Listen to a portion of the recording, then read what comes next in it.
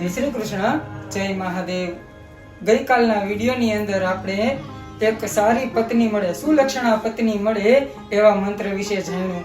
આજના વિડીયોની અંદર કોઈ દીકરી હોય, એના વિવાહની અંદર બાધા આવતી હોય, અડચણ આવતી હોય, અથવા એનો સંબંધ ક્યાંય ન થતો હોય, તો એના માટેનો એક મહામંત્ર જે ભાગવતમાં બતાવવામાં આવ્યો છે કે કાત્યાયની મહામાયે મહાયોગીન્યધીશ્વરી નંદ ગોપ સુતમ દેવી પતિમ મે કુરુતે નમઃ।